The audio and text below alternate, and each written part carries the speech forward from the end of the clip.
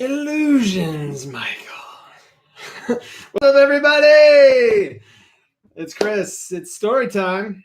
I'm going to read you another excerpt from my new book, Chris Beat Cancer, a comprehensive plan for healing naturally. In stores, September 25th. Pre-order it now. There's a link. If you're on Facebook Live, there's a link above this video. If you're on YouTube, I'll post a link below the video when the video is done. I'm doing a simulcast live stream on Facebook and YouTube. So if my eyes are all over the place, it's because I'm probably jumping back and forth between the two cameras. So anyway, you ready?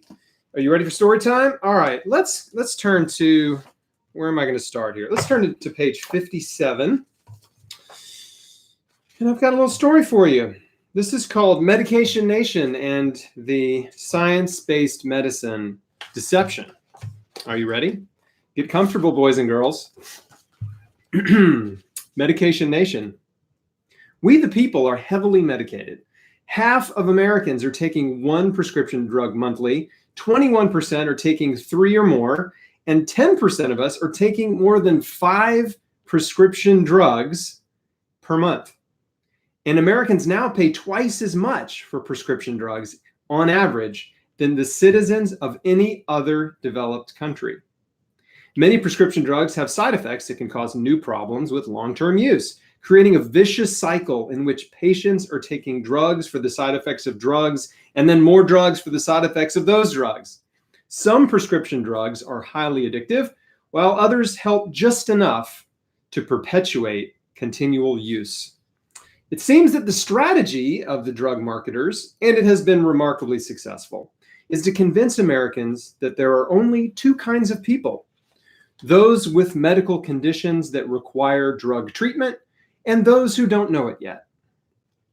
In the United States alone, the number of prescriptions written for painkillers nearly tripled from 1990 to 2010. There were 209.5 million painkiller prescriptions written in 2010 alone, enough to medicate every single American all day and night for an entire month. As a result, the number of unintentional overdoses has quadrupled.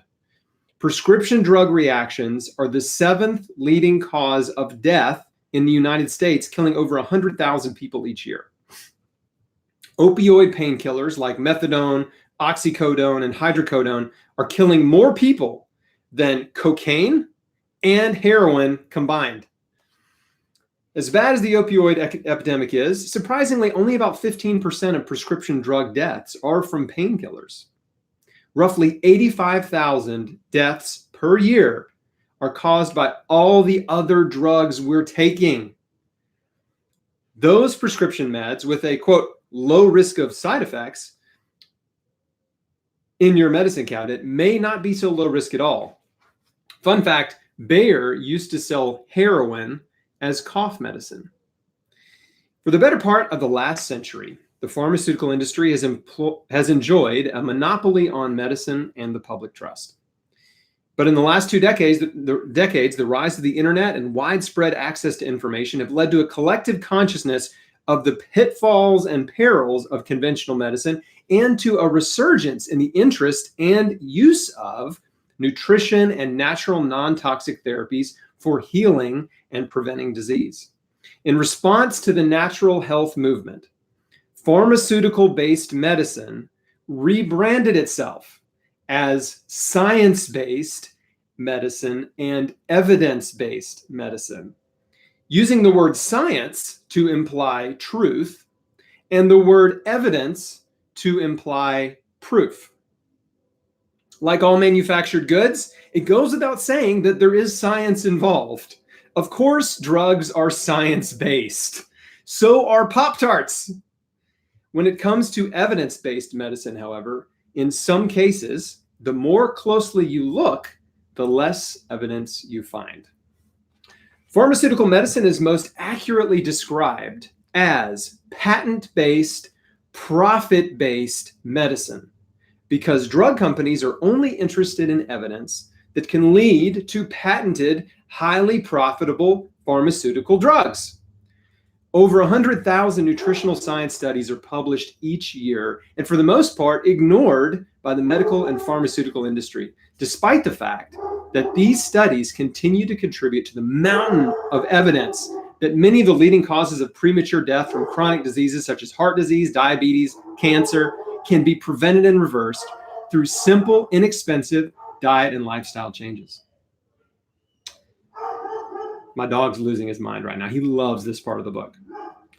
The pharmaceutical and medical industries ignore this information because it isn't profitable. They can't make billions of dollars prescribing diet and lifestyle interventions like nutrition, exercise, and stress reduction. So they only focus on evidence that can produce patentable drugs. The inherent implication of evidence-based medicine is that it must have strong scientific evidence behind it. But that's not always the case. A large-scale meta-analysis of published and unpublished antidepressant drug trials found that placebos worked as well as the drugs 82% of the time. In addition, 57% of the drug trials failed to show any benefit. But most of those trials were not published.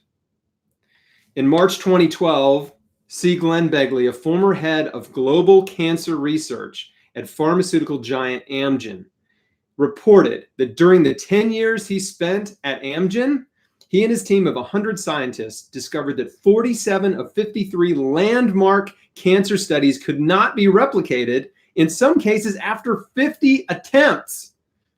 Amgen's intention was to verify the reliability of the 53 studies before spending millions of dollars to develop new drugs based on them. Here's what Begley had to say about their findings. It was shocking. These are the studies the pharmaceutical industry relies on to identify new targets for drug development. But if you're going to place a $1 million or $2 million or $5 million bet on an observation, you need to be sure it's true. As we tried to reproduce these papers, we became convinced you can't take anything at face value.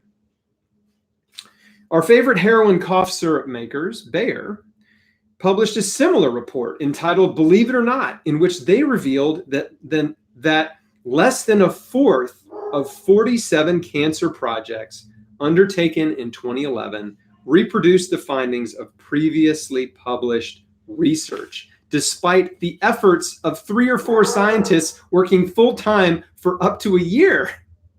Those projects were dropped. The failed replication projects at Amgen and Bayer clearly indicate that many of the landmark scientific studies that have significantly influenced cancer drug development and treatment were either flukes or fakes. The incentives to publish non-replicable drug studies can be traced to both the pharmaceutical companies and the researchers themselves.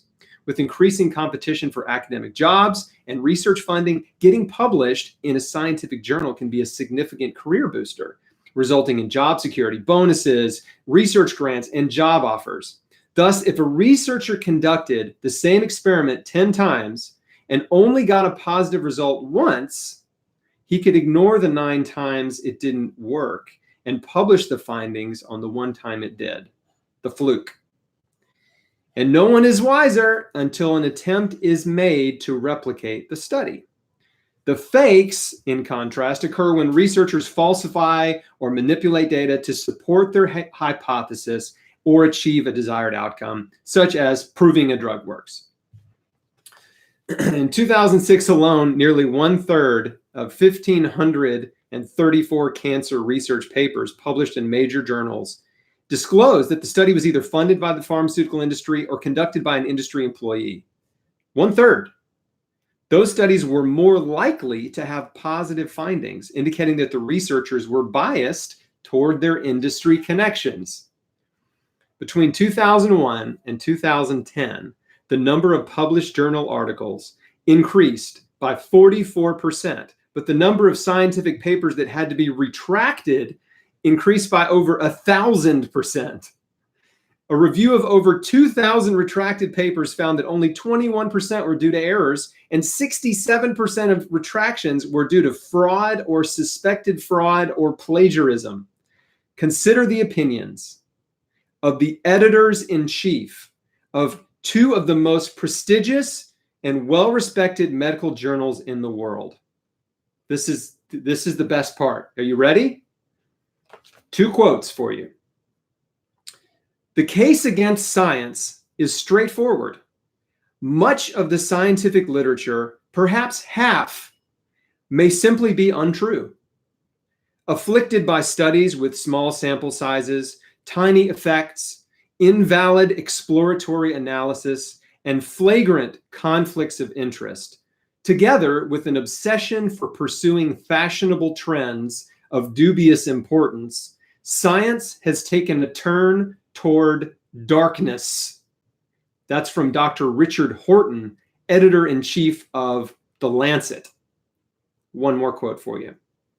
It is simply no longer possible to believe much of the clinical research that is published, or to rely on the judgment of trusted physicians or authoritative medical guidelines.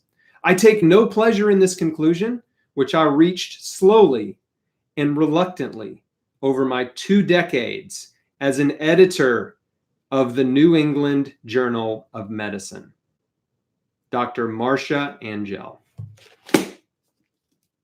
Did you like the story time? I hope you'll buy my new book. It's available for pre-order now on Amazon and most American bookstores, and a few in the UK and Australia and Canada.